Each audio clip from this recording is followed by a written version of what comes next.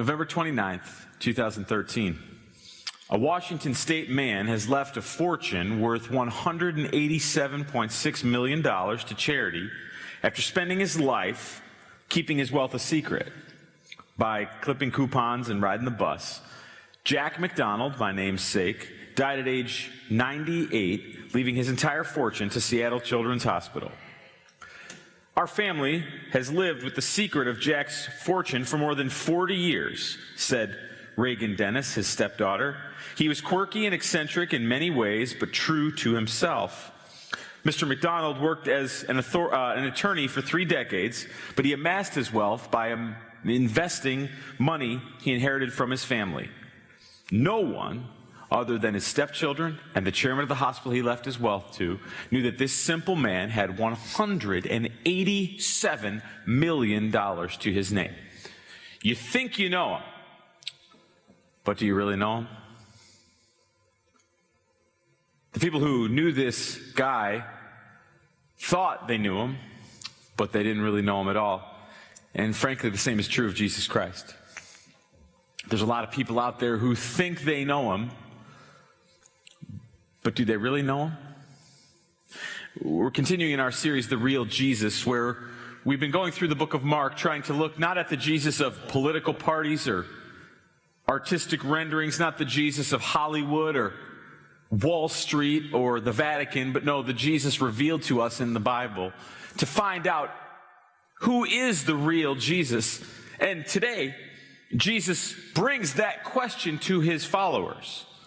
And I wonder, today as you're listening, no matter how long you've been going to church, no matter how many sermons you've heard, no matter how long you've been walking down the tracks of faith, do you really know him? We're in the book of Mark in chapter 8. And it says, and Jesus went on with his disciples to the villages of Caesarea Philippi. And on the way he asked his disciples, "Who do people say that I am?" And they told him, "Well, John the Baptist, or others Elijah, others say one of the prophets." But Jesus asked them, "But who do you say that I am?" And that's the question ultimately that is posed. It's been said, I believe it was Tozer that said that what you think about when you think about God is the most important thing about you. The most important thing about you in 2020 is not who you voted for, not where you work, not where you invested your stocks or how your team did in the playoffs. The most important thing about you right this very minute is, who do you say that Jesus Christ is?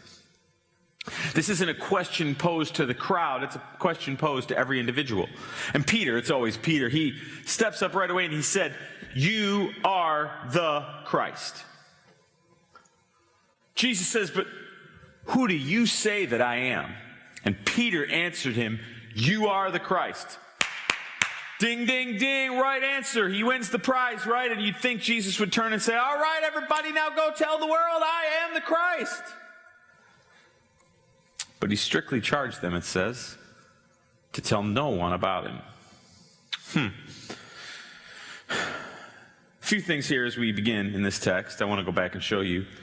Jesus said to the disciples, "Who do you say that I am?" And they said, "Well, some people think John the Baptist, some people think Elijah, some people think prophets." Notice first that Jesus is not like the best of. Jesus isn't like the George Washington on the Mount Rushmore. You hear a lot of debate these days about who is the GOAT in the game of basketball. Michael Jordan, LeBron James, Kobe Bryant. Others may get thrown in there. Jesus is not like the top of the pile when we debate who's the best. Jesus Christ is in a class all by himself. All by himself. Jesus isn't the best of us. He is something completely different than us. That's why when Peter says, "You are the Christ," he's on the right answer. But I wonder, why did Jesus say, "Don't tell anyone"? The reason why Jesus said, "Don't tell anyone," is he didn't want false views of who people thought he should be to crowd out him showing them who he actually was. You get that?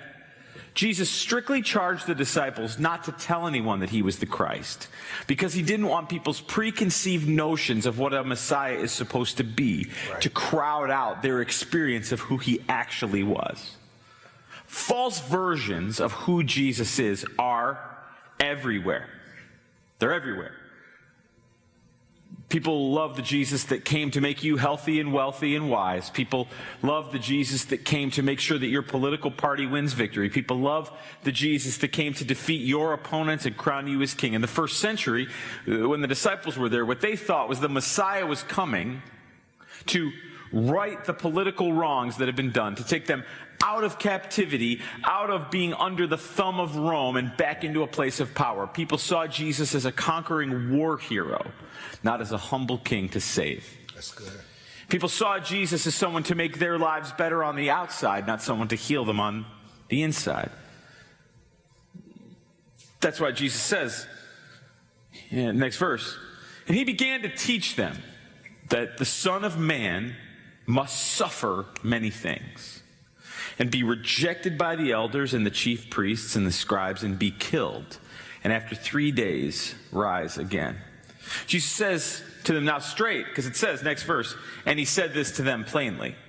So Jesus is not pulling any punches here when he says, now here's the way it's going to be. I'm going to have to suffer. Implied you're going to have to suffer too. Wow. Being with me is not always going to be the popular thing. I mean, I'm healing the blind and freeing the captives and feeding thousands of people everywhere, but somehow these people are still going to find a way to make me the enemy. When the voting comes in, they're going to vote for Barabbas. Notice whatever you're hoping happens this election season, notice that just because more people voted for one candidate or another doesn't necessarily mean that's the one who's on God's side. Jesus was only in one election. And the only election that Jesus was ever in, he was routed as the people said, we want Barabbas. So Jesus was teaching them that to follow him meant to suffer, but that eventually he would, after 3 days, rise again. It says, and he said this plainly, and Peter, it's always Peter, Peter took Jesus aside and began to rebuke him. So Jesus tells them what's about to happen, and Peter's like, hey, no, hey, Jesus, I was thinking, shh, come here. Jesus, I was just thinking, Jesus, I was thinking that maybe you shouldn't be so negative. I'm just trying to look out for your PR, and I'm just trying to look out for your best interest. I'm just worried, Jesus, that maybe, just without meaning to, that you're being a little negative. And the other disciples, Peter took it upon himself to rebuke the same God that he had just said was the Christ. So he said, first, you're the king of the universe. Then he said, now let me just give you some advice. But turning and seeing his disciples, Jesus rebuked Peter and said, get behind me, Satan! For you are not setting your mind on the things of God, but on the things of man. There it is. Do you really know Jesus? Or do you know the version of him that you've made in your own image? And now calling the crowd to him with his disciples, Jesus said to them, if anyone would come after me, let him deny himself, take up his cross, and follow me. For whoever would save his life will lose it, but whoever loses his life for my sake and the gospel will save it. Do you see that Jesus is not necessarily interested in how easy he can make it for you and for me? Jesus is interested in how much we can suffer for his name to bring him glory. You can know who Jesus really is, but not really know him at all. Wow. So Jesus says to Peter, he calls him Satan. Pretty intense, I'd say. Because when Peter was speaking the words of, let's not make this too hard on everybody, he was not speaking the words of God, but the words of Satan. So Jesus had no problem with the strong words. And what we see here,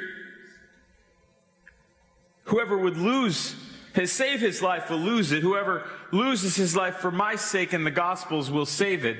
We see the paradox of finding God and following God, that when we try to, what Jesus says next, what does it profit a man to gain the whole world and forfeit his soul? Yes. For what can a man give in return for his soul? Almost at the end of these verses now, and then we'll unpack them more. For whoever is ashamed of me and of my words in this adulterous and sinful generation, of him will the Son of Man also be ashamed when he comes in the glory of his Father with the holy angels. This is what I came to say today, is two things. You can know who Jesus really is, but not really know him at all. What I mean by that is you can know facts about him. Come on. You can know stories about him. You can know things that he did for your grandma or things that he did 20 years ago. You can know all kinds of things about Jesus, but not really know him at all.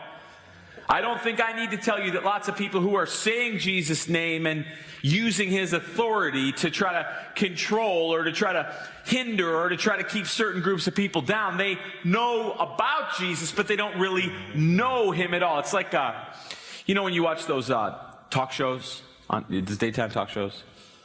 I know y'all never watched any of those, But the one where they're trying to figure out who's the baby daddy, or the one where they're trying to figure out who's the this or the that, and everyone starts yelling at each other, and one of the people always says the same thing. You know what they say? You don't know me. You don't know me. You don't know me. That's the thing they always say. I know you never watch one of those shows because you've been reading the Bible and on Zoom and all that. I know you never watched one of those shows. Kurt, I know you never watched one of those. I know you never watched one of those shows. But the person always says, you don't know me. When confronted with their foolishness, when confronted with embarrassment, they go to, you may be seeing information about me right now, you may be told stories about me, but you don't know who I actually am. And from that foolishness of the world, you see the same thing is true about the Son of God, that you can know facts about him, but not really know him at all. And this is the core of them, is this. Jesus Christ did not come to earth for your comfort, but for his glory. Do you know? Good. Jesus Christ did not come to earth to make things easier for you. He came to bring glory to himself. God is not up in heaven right now thinking, now how can we make it a little bit easier? If his mission was to make things easy, frankly, he's not doing a very good job right now. It feels hard right now to follow Jesus. Can I get a witness in the house? Absolutely. Can I get a witness in the house? It feels a little bit hard to follow Jesus right now. Tough. It feels hard to see the headlines. It feels hard to keep believing he's in control. It feels hard to say, remember when 2020 was the year of perfect vision? Well, I don't think nobody saw none of this. Jesus Christ did not come for your comfort, but for his own glory. And we see 4 ways that this shows up in this text. And let me show them to you in these verses. Verse 34, notice that following who Jesus really is, one, it requires sacrifice. Do you see it? Jesus said, now if anyone would come after me, let him deny himself, take up his cross, and follow me. There should be things that you wish you had that you don't have because you chose to follow Jesus instead. There should be possessions that you would have bought, but you got your money to his house instead. There should be hobbies that you pursued, but you were serving at his house instead. There should be pleasures that you would have loved to consume, places you would have loved to go, things you would have loved to gone after, but you said, no, I'm following Jesus. That's good. We're not supposed to be looking for maximum enjoyment and maximum pleasure this side of heaven. No, but when we've been there 10,000 years, bright shining as the sun, well, then we'll have no less days to sing his praise than when we first begun. The great joy comes on the other side of this life. We don't need to find maximum hedonism and enjoyment right now, because God's got millions upon billions of years ahead for us to be in perfect harmony and glory with him. And one of the reasons that so many people who are following Jesus with their lips are so darn unhappy in their souls is because they think that following him is supposed to mean that this is going to be a life without trouble. Right. John 15, Jesus Christ said, in this world you will have trouble. Just take heart, because I've overcome the world. Following Jesus requires sacrifice. Do you know what a sacrifice is? A sacrifice is giving up something you love for someone you love a whole lot more. I just gave the testimony of every mom watching this thing right here today. You know what moms do all the time? They give up something they love. Sleep, peace, getting to take a shower without some little kid coming in and yelling, Mommy, can you help me with this or that or the other thing? They give up something they love for someone they love a whole lot more. Moms give their lives for those kids. And in the same way, if you're following Jesus today, you should be able to point to the things that you don't have, haven't done, haven't gone after because you've chosen to follow him. The pearl of great price. Give it all up and it's worth it. Following Jesus, the real Jesus, requires sacrifice. Two, it requires commitment. For whoever would save his life will lose it, but whoever loses his life for my sake and the gospel will save it. Do you know? Do you know? Do you know that following Jesus is not a team to be on sometimes? You know, as I'm preaching this, the World Series is going. And I'll just be straight with you. I am a fair weather fan of the Los Angeles Dodgers. My team, my Cubs, are not in the World Series today. Chicago. They didn't make it. And so I've decided, you know what? I'm going to cheer for the Dodgers. When in Rome, Let's go. I'm here in LA. I'm going to cheer for the hometown team. Let's We're go. having a good month here, and I am a fair weather fan. But you know what's going to happen when the season's over? It's going to be over. I'm over. And when comes springtime again, I'm going to be back to my Cubs. And many people follow Jesus in the same fair weather kind of way. I follow Jesus when the house is packed, when the offerings are overflowing, when the music is good, when the sermon is on point. I follow Jesus when it's easy, but when it gets a little bit less easy, I'm disappearing. It's unbelievable, 2020, you're finding that there's people who've been going to church a long time, that now that it got a little bit harder to go to church, because you got to watch online and it ain't quite the same, there's people that are drifting and dropping left and right. Following Jesus, the real Jesus, requires commitment. For whoever would save his life will lose it. But whoever loses his life for my sake and the gospel's will save it. For what does it profit a man to gain the whole world and to lose his soul? For what can a man give in return for his soul? Following Jesus, the real Jesus, requires sacrifice and commitment. It also requires priorities. Things got to be in the right order. If you're married, do you remember the day when you figured out that when you went down that aisle, you were getting some things, but you were also trading some things? And one of them is you're no longer the first priority in your own life when you're married to someone else. You remember that one? All of a sudden you find out, wait, I don't get to go wherever I want. I don't get to do whatever I want. Well, no, they're priority now. Do you remember when you first realized when a little kid came into your life? If you've had that privilege, when all of a sudden you realize that, wait now, so I'm not even first in my own life now, this kid is? I know I got a witness on the couch over there. Following Jesus requires priorities. Jesus is saying, now it doesn't matter if you accumulate all the money, all the pleasure, all the power, all the joy. If you don't have me, you don't have anything at all. Have we not figured out yet, after seeing the long string of celebrity suicides and depressions and divorces and addictions, that just because you have a lot doesn't mean you're happy? Just because you have a lot doesn't mean you have joy. You can have a lot and be miserable, and you can have Jesus and almost nothing else and be filled with astonishing joy. Sacrifice, commitment, priorities, and then last thing, following Jesus, the real Jesus, well, it requires loyalty. He says, now whoever's ashamed of me and my words in this adulterous and sinful generation, well then, when the Son of Man comes, well, he'll be ashamed of you. And I dare say there are so many Christians who are ashamed of the word of Jesus today and are afraid to say what he really says. You know, Jesus' words about justice, they're kind of popular these days. We like those. But you know what we don't like? Jesus' words about the social issues.